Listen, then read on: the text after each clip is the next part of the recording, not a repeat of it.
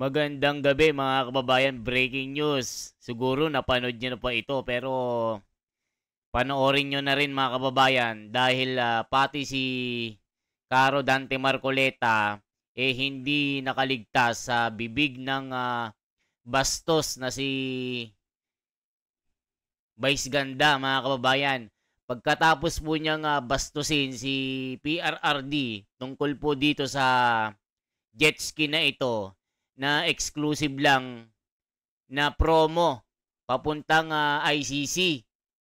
Para lang daw ito sa mga DDS at mga taga-suporta ni Tatay Digong. At prohibited ito sa mga Pinklawan at mga BBM supporters. So ngayon mga kababayan, itong si Vice Ganda, binanatan si Marcoleta.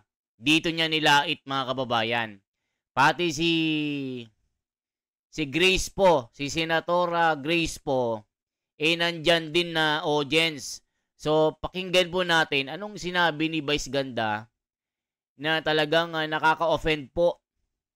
Tignan nyo naman ang itsura niyan, mga kababayan. Sabi nga ni Tado, mas okay nang magnakaw kaysa mamakla. Mga kababayan, napanood nyo nun, si Tado. O eto na po. Pakinggan po natin si Vice Ganda. Ano yung bibig na bastos na ito? Alas 4 na, sasabihin niya, bakla, ano oras na kami ka, patanggalin mo na yun, tayo-tayo lang naman. Tapos tatanggalin ko, tapos painumin niya ako na kung ano-ano. May aman nakikita ko, pinipicture niya ako. Wow! Oh, yan na yun, wala na? Meron pa. Ate, ba't ang dami? Sinasabi ko na nga ba nung Uy, putang ina yun, hindi ko nilalabas. That's a very private picture! Wow, Senator Grace, tawang-tawa. Wow! Sige nga, titigan mo nga si Marcoleta. Tingnan ko kung matatawa ka.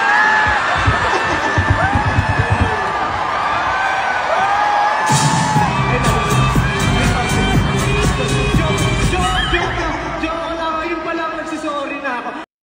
Sorry, no?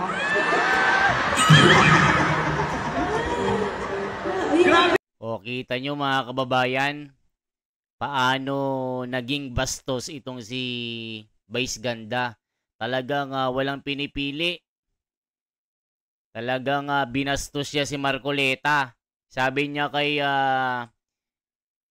Senator Grace po, titigan mo nga si Marcoleta nang matakot ka. Parang ganun mga kababayan. Di ba may picture ito na kalbo?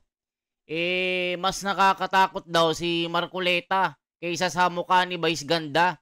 Yan ang sinabi niya kay kay Grace po, na senador na naging audience niya. Palakpakan naman yung mga tanga, mga kababayan. Palakpakan naman yung mga bobo na audience niya. Ulitin pa natin anong ginawa ni Vice Ganda dito. Kaysa, kakapapacial ko lang yan, kaya bukas yung force ko, pinaano inusukan. Ate, grabe, kahit wala sa internet yan, nasa phone ko yan. Kaya ayaw ko nakikipag-video ko lang sa'yo, ini-screenshot mo. Pag nakatambay ako sa bahay nila, alas 4 na, sasabihin niya, bakla, ano oras na kami ka, patanggalin mo na yun, tayo-tayo lang naman. Tapos tatanggalin ko, tapos painumin niya ako na kung ano-ano. May aman nakikita ko, pinipicture niya ako. Wow! Oh, yan na yun, wala na? Meron pa. Ate, ba't ang dami? Sinasabi ko na nga ba nung Uy, putang ina yun, hindi ko nilalabas. O, tignan nyo mga kababayan, itsura pa lang nakakatakot na. Kasi sinabi niya kay Marcoleta, mas nakakatakot daw ang itsura nito. Sinabihan niya si Grace po mga kababayan, na talagang kasalukuyan na nandyan din, na nanonood. Itong si Vice Ganda, talagang ang bibig nito, talagang mga kababayan, bastos. Kaya hindi ginagalang ang LGBTQ. Kung ganyan ang isang Vice Ganda, sumikat sa panlalait, igagalang mo ba ito? Pati si Jessica Soho hindi nakalusot. Mga kababayan, grabe itong Vice Ganda na ito. Very private picture! Wow, Senator Grace, tawang-tawa. Wow, sige nga, titigan mo nga si Marcoleta, tingnan ko kung matatawa ka.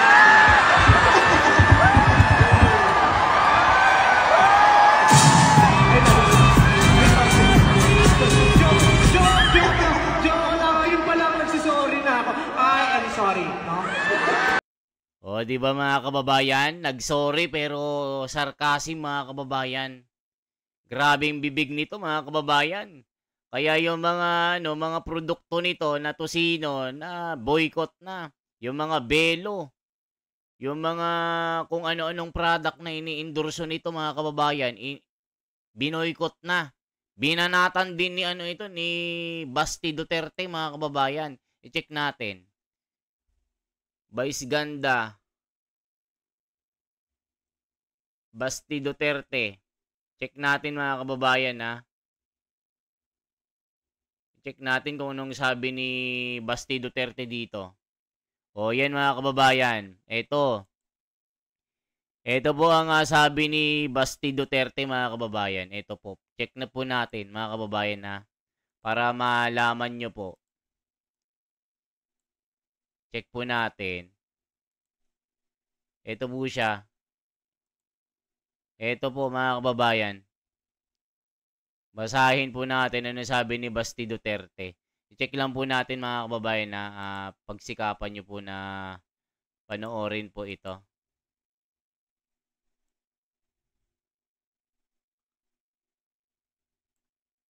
Ayan, ito ang sabi mga kababayan, no? Anong sabi dito? Check po natin. Ito po. Deadma sa jet ski joke. Ipinagkibit balikat lang ni Davao City Acting Mayor Basti Duterte ang mga panawagang ideklarang persona non grata si Vice Ganda sa Davao City kasunod ng kanyang viral jet ski joke tungkol kay dating Pangulong Rodrigo Duterte. Ayon kay Mayor Duterte, marami pang bagay na dapat mas pagtuunan ng pansin ang City Council ng Davao. Public figures like Vice Ganda who use their platform to mock rather than uplift, reveal more about their own character than about the people they ridicule, saad ng alkalde. The dignity and pride of the Baweños are not for sale and certainly not for comedy fodder. Dagdag pa niya. O, tignan niyo mga kababayan.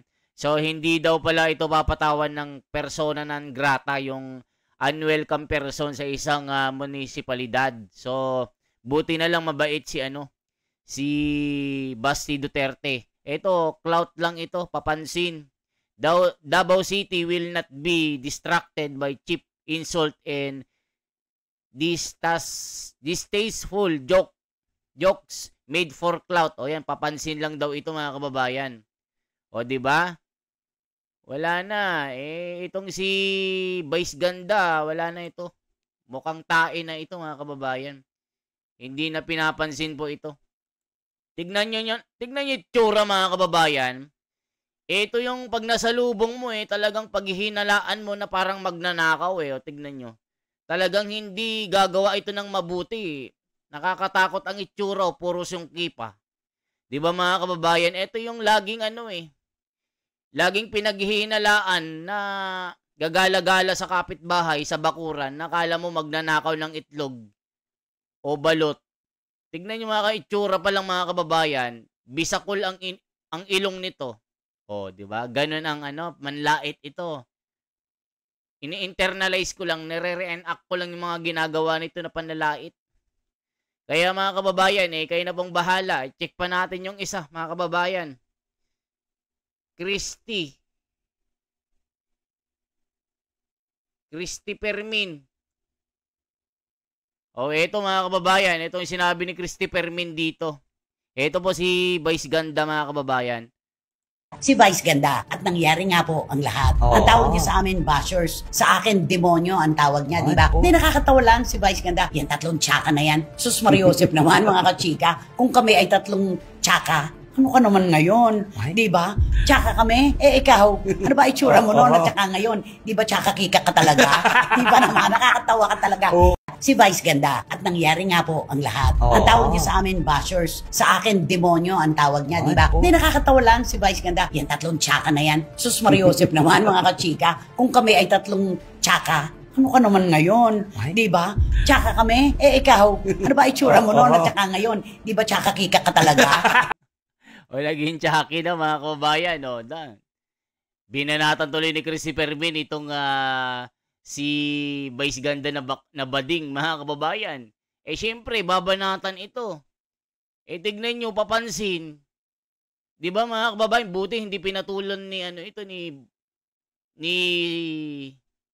Basti Duterte, yung acting mayor ng Davao. Pero yung mga Davaoeños, mga kababayan, talagang inihiling nila na maging persona non grata ito, na hindi makapasyal doon, na unwelcome person ito, dahil po sa panlalait niya kay Tatay Digong at kay Marcoleta. Kaya mga kababayan, dapat bang irespeto itong si Vice Ganda sa kanyang mga ginagawa na panlalait sa kapwa? Kailangan bang igalang ito? Kaya nasisira ang grupo ng LGBTQ dahil sa kabastusan ng bunganga nito, mga kababayan. Sa Biblia, bawal ang bading.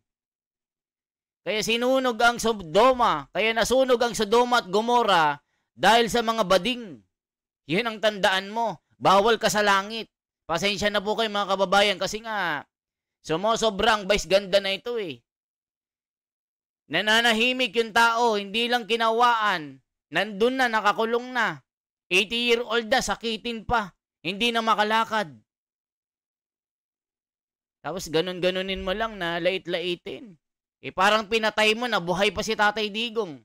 Nilait mo pa si Marcoleta. Tignan mo naman itsura mo. Mukha kang kabayo na hindi pa kumakain.